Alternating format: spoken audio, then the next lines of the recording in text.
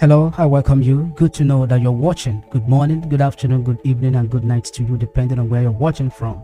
I am Pastor Maxwell Nnawuihe, the senior pastor of God's Praise International, the appointed place, and I'm reaching from Port Harcourt in Nigeria, precisely Biafra land. I have 5 prophecies to release. I decided to bring all of them together in this video because I'm pressed with time. Some of them God spoke to me last Sunday, that was on the 11th of April, and mandated me to release them without any hesitation. And that is what I'm going to do right now. And I'm going to be very, very precise and straight to the point. I will not engage in extensive or expansive analysis because of time. Some of them are going to be coming as code, encoded words. And I believe that God is going to give all of you the understanding. Let's pray. Father, in the name of Yeshua, I pray. Who is he that speaks and it comes to pass when you have not commanded it? You have the final say. You make your mind known. You reveal the secrets that are hidden from the knowledge of man through your servants. Through this video, that which you have asked me to say, guide my tongue and my lips to utter them without any restraint. Thank you, Father. In the name of Yeshua, I pray. Amen. The first prophecy is about secret preparation for action. That is the number 1 prophecy I'm giving out in this video. Secret preparation for action. It has to do with Biafra and Nigeria. It's about Biafra and Nigeria. That is number 1. Number 2 is the assignment of Nnamdi Kanu. Nnamdi Kanu is on an assignment. I am not speaking of the general assignment we know that he has already. No. Not the general purpose, not the general assignment to restore Biafra, to lead us into freedom. That was not the one I'm talking about. I'm talking about, when somebody is carrying out some assignment, when God has sent somebody on an errand, from time to time, he gives him other assignments within that very assignment. That's what I'm talking about, right? In this video. That's the second prophecy, the assignment of Nnamdi Kanu. Number 3 is about a prophecy I gave some time ago. I gave that prophecy off camera. It's about 7 years countdown I gave for Biafra Restoration Project. God spoke to me years back. You are going to hear what he told me. That is the 3rd prophecy. The 4th prophecy has to do with the former president of Nigeria, His Excellency Dr. Goodluck Ebele Azikiwe Jonathan. That is the 4th prophecy. The 5th prophecy has to do with closing the exit doors in IPOB. Closing the exit doors. Closing the exit doors in IPOB. That is the 5th prophecy. So I want you to pay attention very closely. If you have not been following my prophecies, try to do so via my YouTube channel. And also try and subscribe to my YouTube channel. And also click the bell icon in order for you to get notification. Follow me on Facebook, follow me on Twitter. And please do make use of every other detail that are displaying on the screen. Number 1 prophecy I said is about Nigeria and Biafra. What is it? Secret preparation for actions. I want everybody, the rank and file of IPOB principal officers, to pay attention. And I want everyone, all our sundry across the board. A lover of freedom you are, pay attention. You are a Nigerian, pay attention. What is it? Men are cheating. Men are cheating. I am not saying men are kidding. I'm saying men are cheating. When the police, the army, the armed men, the force men are preparing, wearing things to go for an engagement or to go for their work, their job, wearing their boots, you know what I'm saying? And also, you know what I'm saying? I'm not going to make everything open. Men are cheating. Men are preparing secretly. Men are preparing secretly.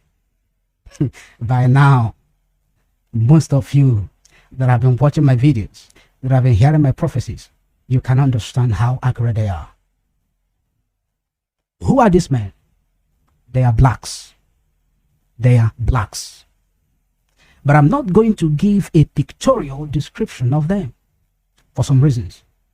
They are blacks. But there are foreign elements among them. There are foreign elements among them.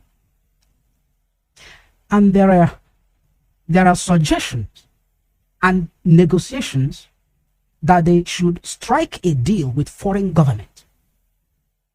That they should strike a deal with foreign government for higher advantage. That's what I heard. That they should strike a deal with foreign government for higher advantage. And I will not mention the name of the country I heard for some important reasons. I won't mention the name of the country. But this very country represents politics and religion. This country, it represents politics and religion. Now, listen very closely. Listen. The prayer I've been praying, and I want some of you to join me in praying, and also we should be watching out for his days. If this number one prophecy I've given out right now about men cheating, men preparing secretly, there are blacks, there are foreign elements among them, there are negotiations and suggestions that they should strike a deal with a foreign government for higher advantage. And the country I heard represents politics and religion. This very prophecy I've given right now, if it is not for the higher advantage for Biafra restoration, let it be aborted. Some people, when they hear prophecies or messages like this, they trivialize it. Some people don't understand the time frame where we are in history. Some people are very, very far away from where we are, their time frame, the prophetic time frame we have found ourselves in history. I repeat, if this number one prophecy I've given right now, this is what God told me on Sunday. If it is not for the higher advantage of Biafra restoration, let it be aborted. And done with that. Let's go to the second prophecy about the assignment of Maxwell Ekene Nnawuihe. This very assignment is very, very important and critical, very powerful assignment that Maxwell Ekene Nnawuihe is undergoing. As I said before, it's not the kind of assignment that we already know. His general assignment as the supreme leader of IPOB to lead us into the promised land, Biafra restoration. No, I'm talking about an assignment that has come, recent assignment. This assignment is very, very important, and also it is very, very powerful. I am seeing spiritual assignment in front of him. I'm seeing spiritual assignment in front of him. I am seeing spiritual assignment in front of him. And also the other assignment. I am not going to describe them. I'm not going to mention them because they should be secret based on what God told me. Now, people are eagerly waiting to see him. People are eagerly waiting to see him. That's what I saw. That's the mood. The world, let me just give you that very secret. The world are eagerly waiting to see him. The world, across the globe. They are highly expectant to see him. I'll stop there in that aspect. As they were eagerly waiting to see him, I heard a voice that said, "You will see him in a new week." I heard it very clearly that you will see him in a new week. Now, I am not going to mention the number of weeks that I heard for some reason, as I've said earlier. But it says, you will see him in a new week. You know what week represents in prophecy? I'm going to stop there.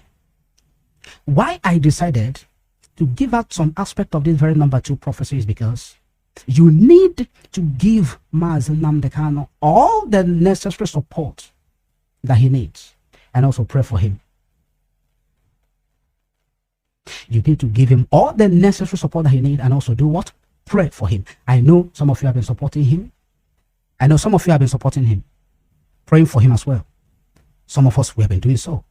But this particular time, he needs your support, your moral support, your prayer, your spiritual support, and all that, your prayers, more than ever. Also, the wife as well. The wife of Maxwell Ekene Nnawuihe, Mrs. Uchechi Kanu. She needs your support. She needs your prayers.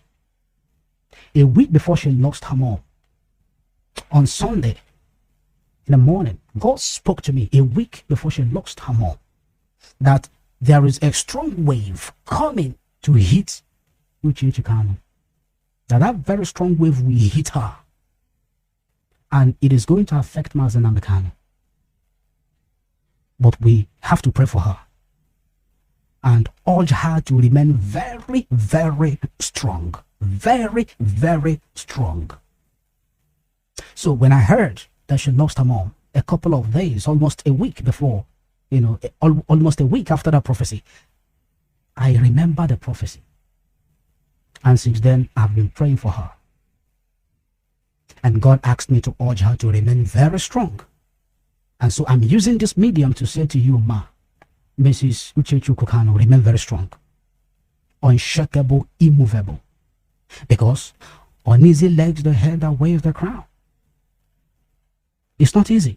You are a very strong woman already. Everybody will know, even those that don't seem to understand. It takes a very strong woman to stand shoulder to shoulder with her husband in the face of monumental challenges and oppositions and confrontations as a result of his divine assignment and purpose for the liberation of his people. You are a strong woman already and very humble. So I want to urge you, remain very, very strong for your husband, for your family, and for Biafrans. And please, on behalf of my very self and our church, for God's Praise International, that appointed place, accept our deepest condolences and may the Most High strengthen you. You are going to pull through this very hard time. So to others, I am saying, support Mazi Nnamdi Kanu in this very regard of this number 2 prophecy. Give him all the necessary support that he needs, because he needs strength. He needs rejuvenation and encouragement. Now, this is the 3rd prophecy. This is about the 3rd prophecy. This prophecy, I gave it some time ago off camera, years back. When I gave this prophecy, it was off camera and it was years back. But I gave it in an audience of almost 200 people. It is about 7 years countdown to Biafra restoration. I gave 7 years countdown to Biafra restoration based on what God told me. Why I want to give out this prophecy in this video is because it's important. Because we are also close to that very time, that 7 years countdown is remaining about 1 year plus. The 7 years countdown is remaining about 1 year plus. What is the prophecy? I was with them, and as we were praying, God spoke to me and he said, tell Biafrans to return to me as a nation. Let me put it exactly how he told me. He said, return to me as a nation if you want Biafra, if you want your freedom. Return to me as a nation. If you don't return to me as a nation, the years of your sufferings in a strange land will be extended by 7 years. And your freedom, the delays to your freedom will be extended by 7 years. There is going to be 7 years extension to the sufferings of Biafrans in a strange land. And there is going to be 7 years delay to the freedom of Biafrans if they don't return to me as a nation.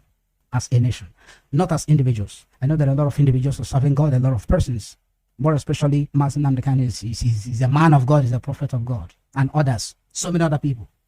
This is not about individual self-righteousness or good stand or right stand with God. This is about as a nation, as a nation. There's a difference between individualism and community, personality and community. So I'm not going into extensive analysis, as I said before, or expansive details of analysis. No, I'm not going into that. But it's as a nation. So this is not about, oh, freedom of worship. Yes, we know. This is not about, oh, we have the right to choose where we worship. You cannot tell me which religion I should practice. No, this is not about it. This is not about trying to tear apart the cloak of who you are. You are a child of God. You are naturally a child of God. The mark and identity of the Most High God is upon your life, is upon your destiny, is upon your finances, in your DNA, is upon your history. Your history is replete with the mark and the identity of the Most High. And you can never do away with that. You cannot deny who you are. I said in the 12th presentation on Thank You, Maxwell Ekene, when I was giving prophecy on Biafra-Israel alliance. I gave a prophecy about Biafra-Israel alliance. And I'm happy that today, Ambazonians and Biafrans are coming together. There is an alliance. I was so happy with that very joint press briefing that was given out a couple of days ago. Was it 2 days ago or so?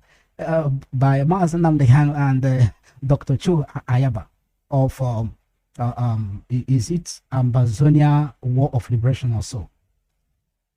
And remember, Ethiopians are going back to Israel, their ancestral home, because Keturah came from Ethiopia, and he was one of the wives of Abraham. And you remember that Abraham sent them away. You remember, Abraham sent them away and gave them gifts, and now handed over all his inheritance to Isaac. So Keturah also came back to Africa, Ethiopia, with her children. Oh goodness me, I've forgotten. I am not discussing that now. I'm giving prophecy, but I wanted to mention something here to clarify something very, very important for you to pay attention. Now, what I'm trying to say is this: don't do away with who you are. When you try to tear apart, you want to rend in pieces the cloak of your identity, you will suffer from identity crisis. I said it in that very prophecy I gave about Biafra and Israel alliance in the 12th presentation on Thank You, Maxwell Ekene. That was last year. So it's a return to me as a nation. If you don't, your freedom will be delayed by 7 years. And the years of your suffering in a strange land will be extended by 7 years. Now, that's about 5 years ago, going to 6 years. 5 years plus. So the countdown is remaining 1 year plus, because I keep saying it. The Reverend Dr. Mopai said, the mark of a prophet is not by mansions. The mark of a prophet is not that Maxwell has a private jet. The mark of a prophet is not that Maxwell has pro cathedral. He moves with fleet of cars. He has escort. No, that is not the mark of a prophet. The mark of a prophet is that whatever he says comes to manifestation. Of course, a genuine prophet must say what God has said. That's why I keep saying that I am the echo chamber of the voice of the Most High God. When I gave that very prophecy, a lot of them doubted me, as usual. Because at that time I released that prophecy, there was no sign that Biafra will not be restored that very year. Because there was global events that captured the attention of the world. And the light of the world, the satellite of the world was beaming on Biafra agitation here in Biafra land. And that prophecy came out. And the people say, now that we are in high spirit, how can he say that this freedom will not come this year? I laughed. And it's a very good thing. When God speaks through you and you release the prophecy and people doubt it and then it comes to pass, it has such exhilarating feeling. And it's not that I'm happy that there is a delay, but I'm happy that at least there is a confirmation that actually God spoke through me as usual.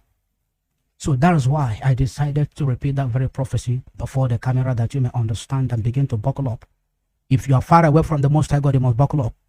I support Maxwell Ekene when it comes to his religious stance, completely and totally, without any reservation. I can't even contemplate to drift or shift or change my position when it comes to that. We are the children of the Most High God, and Biafra belongs to the Most High God. He is the last miracle upon the face of the earth. Return to me. I am saying it now. You will not say you didn't hear. Return to me as a nation, so that before this 1 year plus elapses, we must have returned to God collectively as a nation, that he may be able to hand over the freedom that we have been yearning for and crying and dying for a very long time to us. It's very important. Share this video. Pass the information. Forget about all this petty jealousy. Who is the one? If it is maybe your archbishop is preaching, you will share the message. Or one reverend with a long chain on his neck, you share the video. You don't be a partisan. The message of the Most High God anywhere is coming from. Share it. Don't allow anybody to suppress it. That some of them are doing on Facebook. When they see prophecy like this, they suppress it. Do you know that Facebook is even restricting me from seeing? Sometimes they don't even allow me to comment. My own post, too. Sometimes they don't even. Massive oppositions. But no matter how they try to suffocate the truth and suppress the truth and strangulate the truth and emasculate you, they can never prevail. Because the truth is like the light. In Igbo, it means that your hands can never cover the shining of the sun. The sun rays, you can cover it and stop it from shining. So that is the third prophecy. The fourth prophecy is about the former president of Nigeria, Dr. Goodluck Ebele Jonathan. I heard a voice that said, take him out. I heard it very clearly. It said, take him out. And an attempt was made to take him out. I'm not saying take him out to shopping mall, no. Or take him out to Big Street, no. Assassination. That's what I heard. An attempt was made to take him out, but he escaped. Then I saw him very clearly on his native attire, deep navy blue or something like that, with his black hat, surrounded by a crowd of sympathizers who came to show him solidarity. But I did not see his wife besides him. He was surrounded by a crowd of sympathizers that came to show him solidarity, but then the wife was missing in the picture. I saw him in the mood of utter shock and confusion. I saw him in the mood of utter shock and confusion. And I heard them very clearly asking, despite everything I've done for this country, upon all I have done for this country, how I handed over power peacefully, why should I be a target for assassination? Upon everything I've done for this country, Nigeria, how I handed over power peacefully, I am saying exactly what I heard. Why should I be a target for assassination? That is what I heard. And that is the end of this very prophecy. Number 4 prophecy. I am not going to advise him.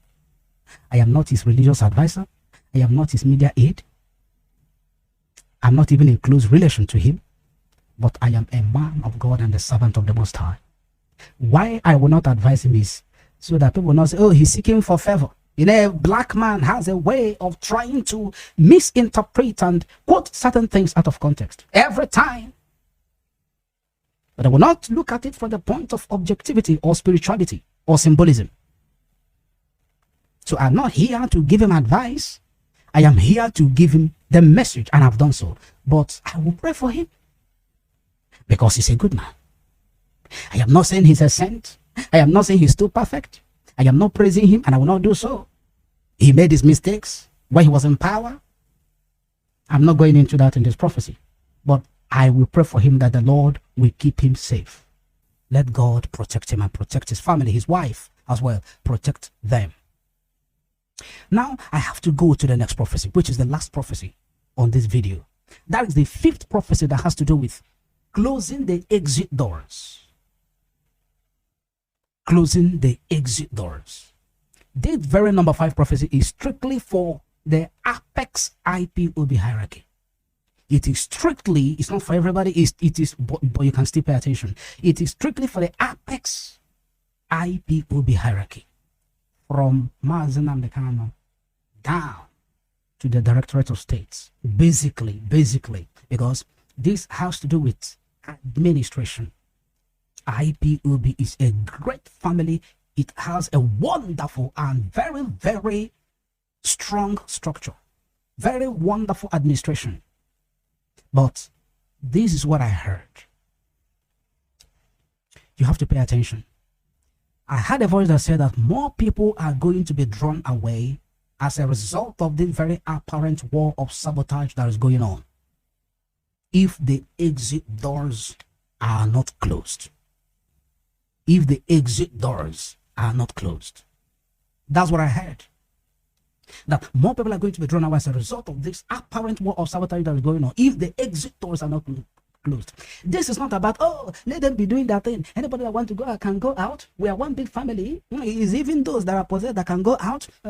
No, it's not what I'm saying. I know that anybody that chooses to go out can go out, but then there are certain things that happens when certain key principal officers go away.